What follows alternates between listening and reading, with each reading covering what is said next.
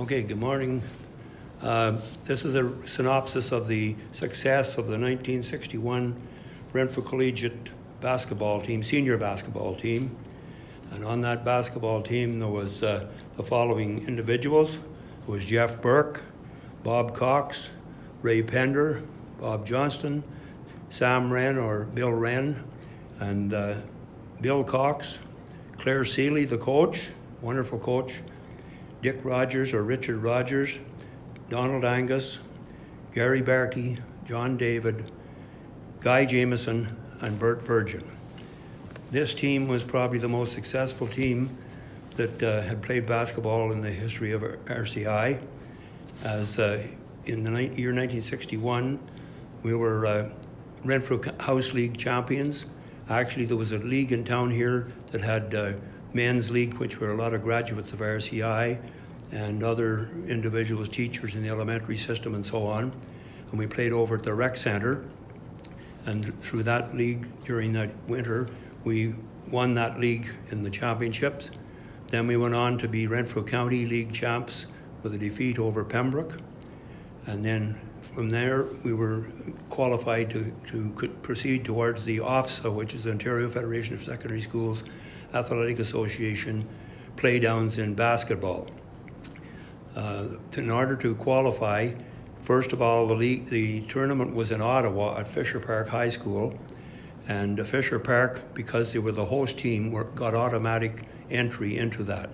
So that left all the other high schools in Ottawa could qualify along with us. We were the Renfrew County champions.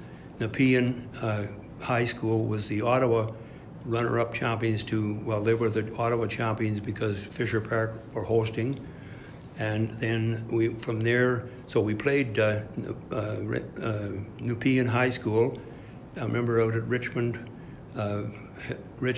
High School, and they were all city people, and we were a bunch of people from the farm. We were called the farmers, and we figured there was no way we should even be there.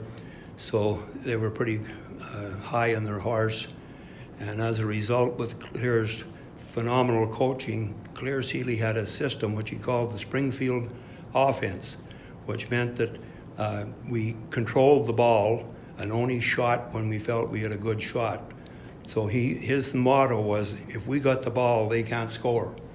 And so therefore he instructed us and trained us very strictly to bring the ball up the floor. In this case, it would be Gary Barkey and Johnny David would bring the ball up the floor, and Ray and I would be under the basket, one on each side, and Richard Rogers was in the key in the middle, and they would move the ball around the outside, back and forth, till finally somebody was open, they'd shoot, and Ray and I would crash the backboards and try to secure the rebound, put the rebound back up and into the basket. So that was Clair's philosophy. And as a result, most of the games we played were very low scoring games because we would have the ball like 75% of the time. And this is what happened when we went to Nepean. They had a couple of high profile. Wayne Kilfoyle was one of them, and I think Don McQuaig was another one. And they went on to Carleton University and became university stars later on. But when we played them out at Richmond, they were very overconfident. We were known as the farm boys, particularly Ray and I. And so it ended up that Clair used this philosophy. And we also had a philosophy where if a guy would come in through the center and a guy would set what they call a pick, and he wouldn't see him there and he'd run into him and get a foul. So it ended up that we fouled a couple of their stars out, and we ended up beating them by, I think, 4 points in Richmond.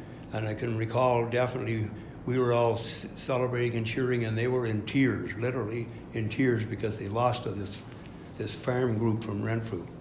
And so then from there we had to take on the other winners of the Brockville, Smith Falls, Kingston teams, and Smith Falls were the winners there. So we played Smith Falls, and I see in the right up here, we beat them like 41-29, another low scoring game, but still quite convinced. And from there we qualified to go into the Golden Ball final tournament, which was in Fisher Park High School in Ottawa. And at this time, that year, 1961, it was all schools in Ontario. It didn't matter the size or where they were from. In other words, when we got into that tournament, we were facing Forester Collegiate from Windsor, which had a probably population of 1,500. We had Riverdale Collegiate from Toronto, which was an enormous high school. There was Welland, Ontario, had done the Southern Ontario champs with Sudbury. Sudbury Tech was the team from Sudbury, and of course us from Renfrew. And in the tournament, and what they did was we went down to Ottawa and they billeted us out with families. And I remember Nick Rogers and I were rooming together, and I forget who Ray was with, but it would be 2 people in each home. So we went to the homes and spent the night there and had supper and everything and talked to them. And then we'd play a game the next day, and then the same thing the next night, and then the final game was on.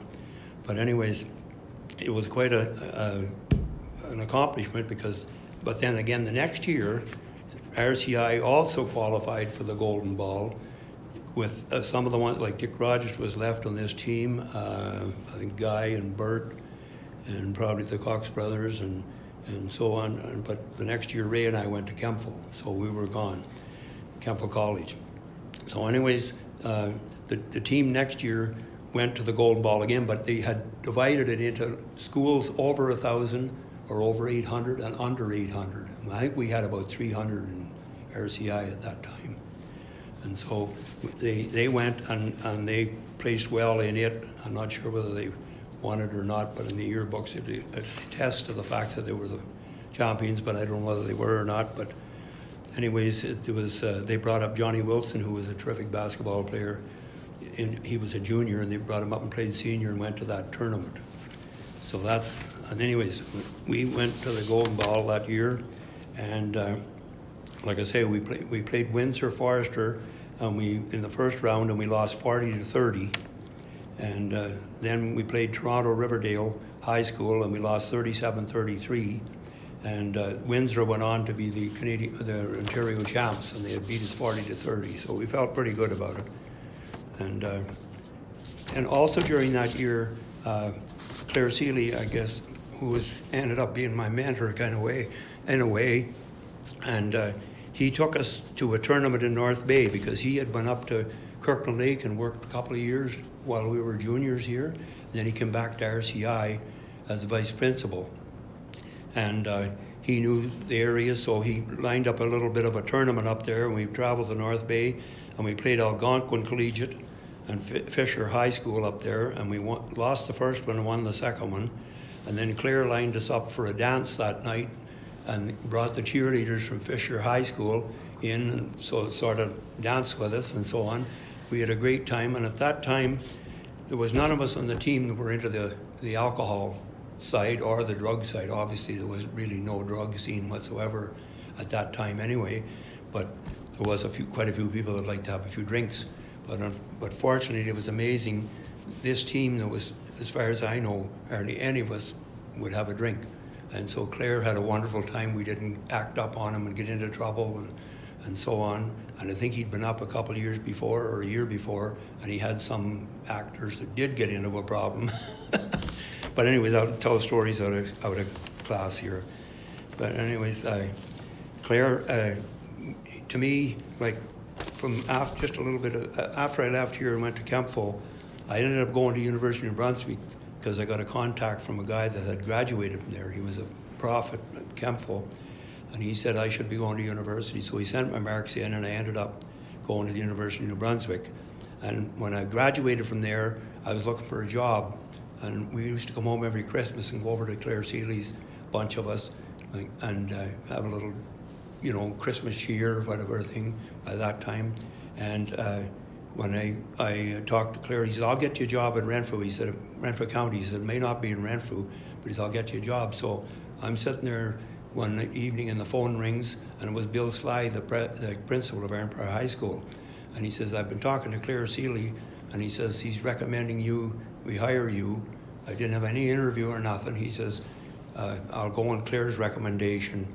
And so I have to kind of say that Claire set me up in life.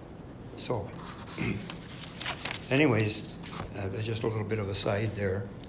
But this basketball team was